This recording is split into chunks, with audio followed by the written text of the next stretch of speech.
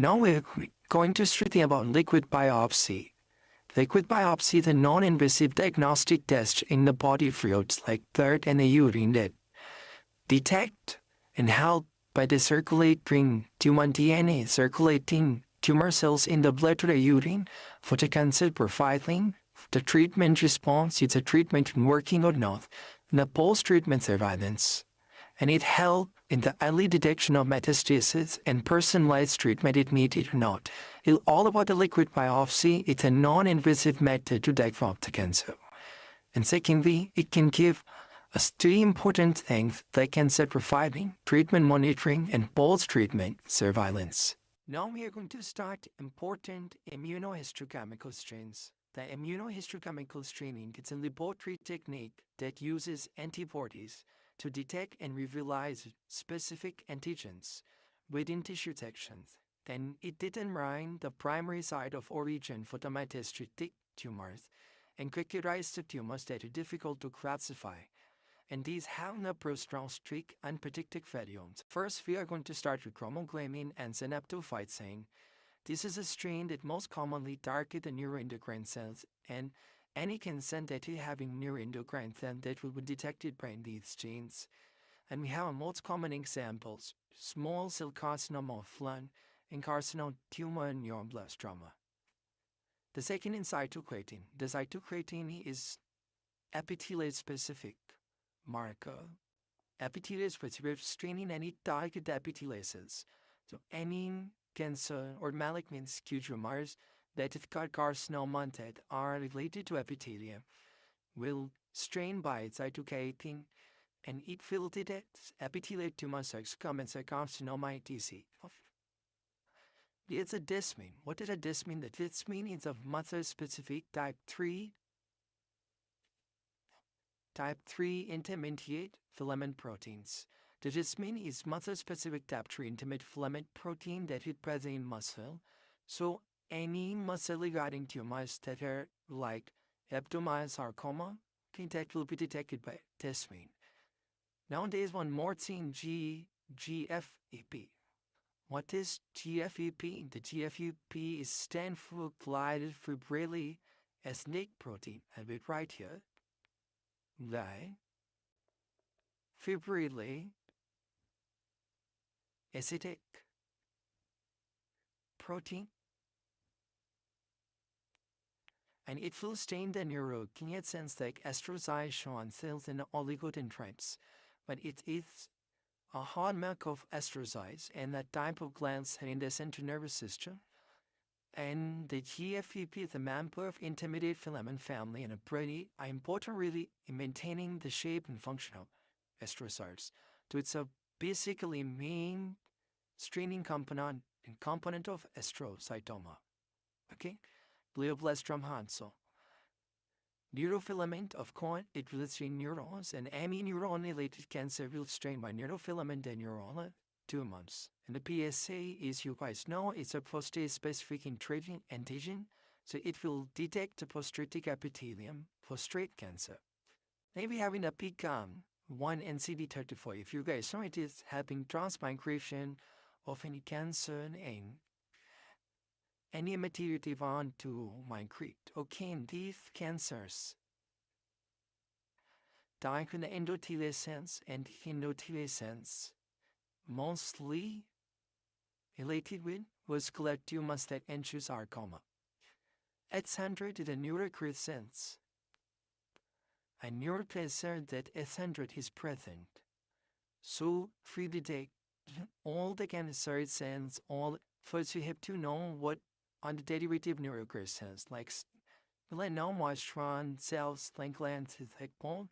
The neurocrine cells derivative cancers related by ascendant like melanoma, schwannoma, ligand cells, histiocytosis. We have in the component TRDP. TRDP stands for tacrete resistant acid phosphatase. It is a basic iron binding protein. It's a basic iron-binding protein found within the cytoplasmic granules of the cells of hairy cell leukemia. So, it will detect the hairy cell leukemia. It is a type of P cell leukemia. Or if you want to differentiate hairy cell leukemia with adult B-cell leukemia, so we have to differentiate by TRAP. This one more, vimentin. The vimentin is a protein that belongs to intermediate filament family and a primary found in mesenchymal cells. So the vimentin, it's a bond to mesenchymal cells, so they will target the mesenchymal tissues like fibroblasts, endothelial cells, macrophages. So any cancer related to mesenchymal like sarcomas will detect it by vimentin. Don't forget that all immunohistochemical stain that on main basic endpoints and MCQs. When you see these things, you will automatically get your answers, okay? That all immunohistochemicals on just the staining properties of the cancer in the laboratory technique that uses antibody to detect the uvula specific antigen within the tissues. Sections. Now we're going to talk about P-glycoprotein. So P-glycoproteins, what is mechanism? First I want to say you something like, if we're giving chemotherapy to some cancer patient, but that cancer cells are not responding to that chemotherapy, or this chemotherapy is not any effect on cancers, and what is happening? Now the cancer cells become one stage and they are using their brain. Now they make their resistance against some chemotherapy. What they are doing, they pump off the medication by the channels. It made some P-glycoprotein channels that use to pump out the medication. By these channels, they pump on the medication like chemotherapy and other medication they are using for the cancers. And these are ATP-dependent efflux pumps. And we also call that multidrug resistant protein 1, and it expressed in some cancer cells to pump out toxins, including chemotherapeutic HNS1 mechanism decrease in pursuit. Now we're going to start paraneoplastic syndrome. What is paraneoplastic syndrome? Paraneoplastic syndrome, the syndrome that is consequences of a tumor. Consequences for tumor.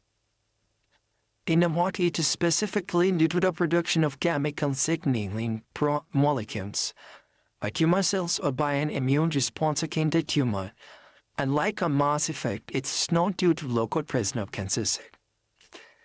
And secondly, it gives different manifestation to musculoskeleton, endocrine, hematologic, muscular, on the body of cancer, tumor cell effect, all of what get consequences to all the systems of the body surface.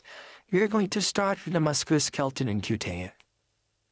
Well, the first one is the dermatomyositis.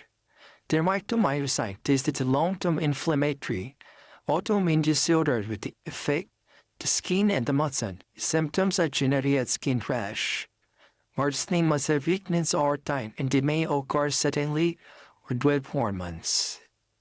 And its symptoms are rash, muscle weakness, weight loss, and the fever. And its treatment, we are giving medication, physical therapy, exercise, heat therapy, orthotactics, assistive devices, and such. If you guys know the description mechanism, it is a muscle proximal mechanism and a Gotron papillons nihilotryphists. An association of dermatomyositis it with adenocarcinoma, especially offering tissue offering adenocarcinoma. Our next manifestation is acanthocyte necricans. Acanthocyte necricans is a medical sign characterized by the prone to plaque, poorly defined velvety hyperpigmentation in axilla and the neck. It usually in body folds such as posterior and lateral folds of neck, armpits, groin, navel, forehead, and other areas. And basically, these are present in the axilla, neck. And it's also associated with gastric adenocarcinoma and other Western malignancies. With urinary cancers includes heart and other organs. And then all the way on, because etc. The next thing we have from the musculoskeleton is a sign of lithotrillate. The sign of lithotrillate is also known as eruptive seborrheic keratosis. It is a paraneoplastic sign associated with internal malignancy. It is characterized with sudden appearance and onset multiple seborrheic keratosis. What is the second name? The second name is eruptive seborrheic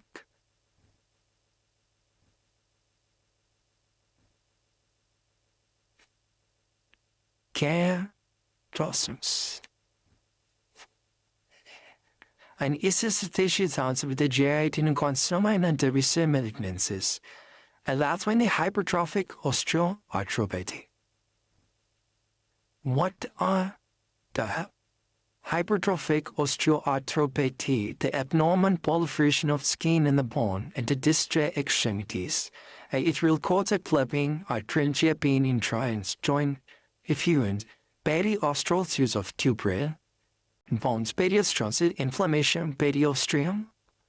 And what are tubercle bones? The extremities, long bone, femur, and hernias. And they are also associated with adenocarcinoma of lung. Or indeed, documented research organ, the research organs, and recent malignancies. The again totamitous gaming, it is a cancer that can distribute the originate or inorsiplice to the internal organs of the body. These include organs like the heart, lung, digestive tract, reproductive organs of the mouth. And with the cancers can be primary, meaning they start in the organ cell, or secondary, meaning they separate from another part of the body, like metastasis. Now we are moving toward next consequences that the hypocalcemia increasing, consuming the blood is most commonly associated with increasing by a thyroid hormone. And it is a features carcinoma of lung. Okay, that is very important. The thyroid hormone, but they think the thyroid hormone takes the calcium in the bones and in the body and the protein and thyroid inflect. The main cause of hypocalcemia is thyroid hormone, and it is more basically associated with carcinoma, head, neck, renal, bladder, breast, and ovarian carcinoma. It is associated with lymphoma. Also, it didn't increase intensive draw and keeping vitamin D intake like that. Second, Cushing's syndrome. Cushing's syndrome, it increases in adrenocorticotropic hormone and hyponatremia to syndrome of inappropriate ADH release, and who did increase in ADH, and this more high associated with small cell lung cancer. Don't forget, this thing is very, very important. The small cell lung cancers are associated with increasing adrenocorticotropic hormone and increasing ADH. Our next is hematological like polycythemia. The polycythemia is the increase in red blood cells mass, often associated with certain cancers, and increase in erythropoietin, like paraneoplastic to increase the high hematocrit levels. It is a mnemonic. P stands for pheochromocytoma, R stands for renal carcinoma, E stands for SCC hepatocellular and A stands for hemangioblastoma, and levels mean myeloma that mnemonic in paraneoplastic rise to high hematocrit levels. Next, pure rectal aplasia. The pure rectal aplasia is a condition where the bone marrow fails to produce red blood cells, sometimes linked to myeloma. It is a form for any anemia of the low reticulocytes. Condition where bone marrow is going to fail to produce red blood cells, it is not able to produce red blood cells, and it is also associated with myeloma. This is one Goose syndrome. If you guys know the Goose syndrome, it's a rare condition. It is also characterized by myeloma, immunodeficiency, hypoglycemia, gammaglobulinemia, pure rectal aplasia. The pure aplasia is also part of Goose syndrome. And this you are going to show hypogammaglobulinemia, and these also associate myeloma. Next, In endocrine, we have Revolutionizing syndrome, that is a non-bacterial thrombotic endocarditis. It is a condition characterized by the blood clot forming a hot falls and often associated with cancer. It is going and making clots on the heart valves. And it is having associated with adenocarcinoma, especially with pancreas. Next, we are going to neuromuscular junction, neuromuscular paraneoplastic syndromes. The first one is anti-NMDA receptor encephalitis. It's an autoimmune condition with antibodies target NMDA receptors in brain, often associated with ovarian teratoma. And if this again, given the psychiatric disturbance, memory deficiencies, dyskinesia, autonomic instability, and language dysfunction, because it's going to target NMDA receptor in the brain. Next is opsoclonus myoclonus ataxia known, and it is a real neurological disorder characterized by involuntary eye movements due to muscle jerks and coordination problems, sometimes linked to neuroblastoma. And it is given prescription having dancing eye and dancing feet due to abnormal movement. The name is saying that opsoclonus myoclonus ataxia. And it's associated with neuroblastoma in the children's, and if it's occurring during the opsoclonus myoclonus ataxia in adults, then it having association with small cell lung cancer. Then we having paraneoplastic cerebral degeneration. Paraneoplastic cerebral degeneration is a condition where the cerebellum degenerates, leading to coordination and the balance problems, often associated with the various cancers, and it is giving antibodies, antigen, and preconditions, and its association basically with small cell lung cancer, gynecological and breast cancers, and Hodgkin lymphoma.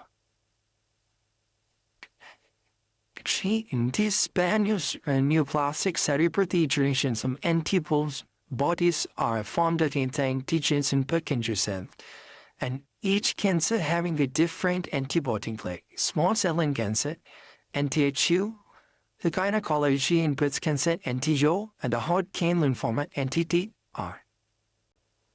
Next, we have the paraneoplastic encephalomyelitis. It is inflammation of the brain and the spinal cord, often associated with cancer, in which there are also antibodies against HU antigens and neurons. Next, we have in little bit similar Lambert-Eaton myasthenic syndrome and myasthenic gravis.